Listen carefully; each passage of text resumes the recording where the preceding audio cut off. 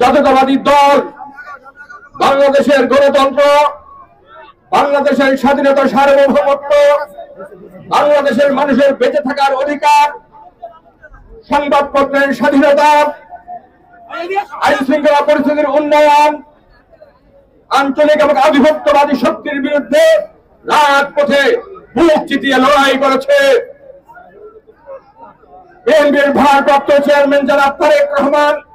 শুধু লন্ডন থেকে জাতীয়তাবাদী দল তথা বাংলাদেশের 18 কোটি জাতীয়তাবাদী শক্তিকে নেতৃত্ব দিয়েছেন।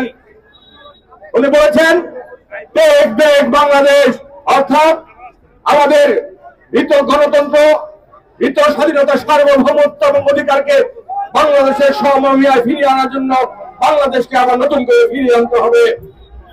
আমাদের নেত্রী দেশনেত্রী বেগম খালেদা জিয়া বলেছেন দেশ বাঁচাও মানুষ বাঁচাও।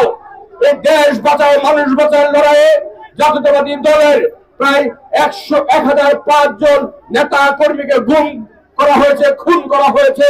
প্রায় 60 লক্ষ নেতা কর্মীর বিরুদ্ধে মামলা দেওয়া হয়েছে।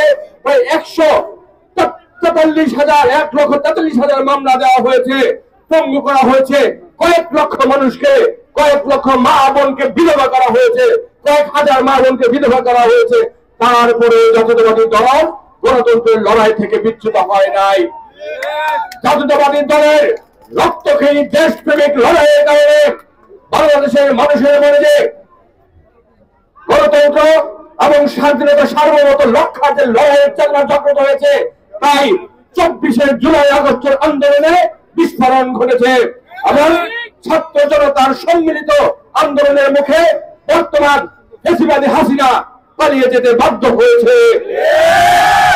এই পালিয়ে যাওয়ার বর্ষপূর্তিতে আমাদের নতুন করে দীপ্ত শপথে বলিয়ান হওয়ার সময় হয়েছে। আমরা মানুষের ভোটের অধিকার নিশ্চিত করতে চাই, বাংলাদেশের গণতন্ত্র, বাংলাদেশের স্বাধীনতা, সার্বভৌমত্ব এবং বাংলাদেশের মানুষের কথা বলার অধিকারকে নিশ্চিত করতে চাই। আমরা বলতে চাই শেখ হাসিনা যেরকম বলেছিল, শেখ হাসিনা পালায় না, 2 দিনের মধ্যেই বিনা ভিসায়, বিনা টিকেটে বাংলাদেশের মানুষের রোশনাল থেকে বাঁচার জন্য একইভাবে বাংলাদেশের মানুষের যে গণতন্ত্রের আকাঙ্ক্ষা, বাংলাদেশের মানুষের ভোটের যে আকাঙ্ক্ষা, বাংলাদেশের মানুষের অধিকারের যে আকাঙ্ক্ষা, সেই অধিকার বাস্তবায়নে বর্তমানে যারা রয়েছেন তারাও নিশ্চয়ই যথোপযুক্ত ভূমিকা রাখবেন। আমরা আমাদের নেতা দেশ নায়ক তারেক রহমান বলেছেন আমরা যে কোনো ভাবেই গণতন্ত্রের পক্ষের শক্তি, স্বাধীনতার সার্বভৌমত্ব রক্ষার শক্তির ঐক্য চাই। আমরা কোনো বিভেদ চাই না।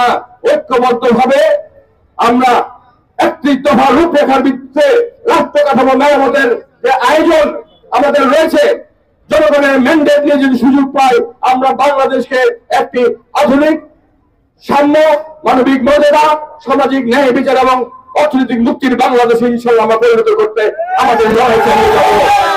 সেই লড়াইয়ে এই মনোহরদী উপজেলা বিএনপি, পৌরসভা বিএনপি, ইউনিয়ন বিএনপি অংশগ্রহণ নেতারা আগের মতো রাজপথে আবারও অতন্ত্র প্রহরী হয়ে কাঁধে কাঁধ মিলিয়ে দেশনেত্রী বেগম খালেদা জিয়া এবং বিএনপির ভারপ্রাপ্ত চেয়ারম্যান জনাব তারেক রহমানের মিশনকে লক্ষ্যে পরিণত করার জন্য এখনো সদা জাগ্রত রয়েছে।